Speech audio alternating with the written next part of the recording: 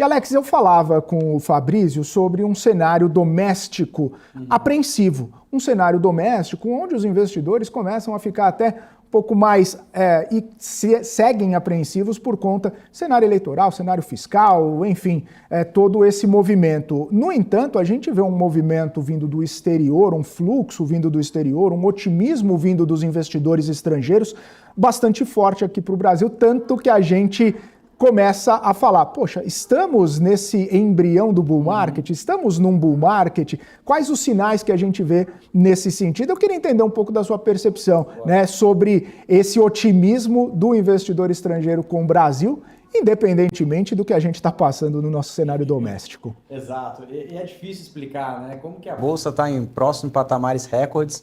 Nós estamos no maior patamar de juros dos últimos 20 anos, um governo que não para de gastar, né, irresponsável no ponto de vista fiscal, negacionista econômico, ou seja, não vê problemas, né, embora nós tenhamos diversos problemas aqui na economia, e o gringo colocando 20 bilhões na nossa bolsa. Né? Maio começou ali com aquela turbulência dos mercados externos, na questão do Trump, mas depois deu uma calmaria, pelo menos lá fora, e o fluxo veio para cá. E qual que é a explicação de tudo isso? Né? Acho que grande parte do mercado, para você que lê, acompanha, escuta a BMC todos os dias, já deve saber a explicação em relação ao fiscal nos Estados Unidos. Né? Ou seja, o Donald Trump ele quer cortar impostos e quer aumentar a despesa. Então, isso no final do dia acaba tirando um pouco do protagonismo do dólar, já que, né, a moeda americana entra em xeque com o endividamento americano cada vez maior, e isso, essa equalização dessa dívida americana fica difícil de entender, porque grande parte dos economistas estão prevendo, principalmente os economistas internacionais, que acompanham a dívida americana, colocam que a dívida americana pode atingir patamares estratosféricos nos próximos 10 anos. A gente está falando aqui na casa de 30 até 40 trilhões de dólares, ou seja, um patamar muito forte. Então, ou seja, um patamar que pode até mesmo triplicar ou até quadriplicar a dívida americana, dependendo do cenário que os economistas colocam.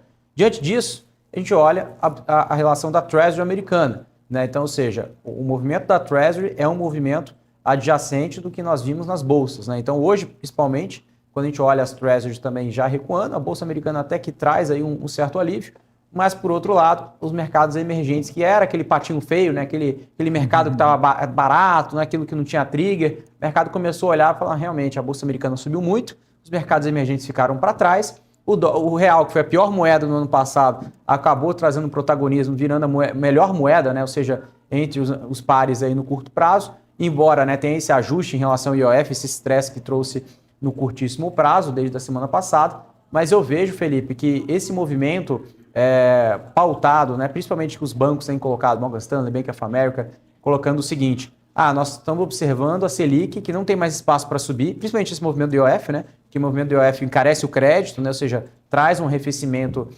do consumo, embora eu não concorde com esse aumento do IOF, mas isso traz uma aceleração contratada, que já vem sendo contratada da economia, com um patamar tão alto de juros que a gente está observando, e também uma possível mudança de governo à frente. Não tá dado, né? Ou seja, a gente não tem como colocar isso em perspectiva, as pesquisas não estão ainda muito colocando, né, o mesmo candidato vencedor, né? Então cada pesquisa está colocando um candidato ali e aí nem sabe qual candidato que vai ser colocado na pauta, né? Então a gente não, até a própria direita não está muito bem esquematizada, a própria esquerda a gente tem o nome do Lula ali como favorito, mas o que o mercado coloca é uma oxigenação, né, do poder, ou seja, um novo poder tirando o presidente Lula e com a queda de juros, com uma desaceleração sendo contratada. Com isso, pauta-se o bull market, né? Ou seja, o mercado já começa a olhar o bull market. Aí o mercado antecipa, começa a bater esses patamares mais altos, principalmente por fluxos de estrangeiro, fluxo de varejo, né? Ou seja, nós, pessoas físicas, comprando, está no menor patamar, eu vou dizer assim, nos últimos 8, 10 anos, e o local ainda não chegou a comprar. Então, quem está puxando a bolsa sozinho é o investidor estrangeiro, Felipe. Depois a gente vai saber quem está mentindo, quem está falando a verdade.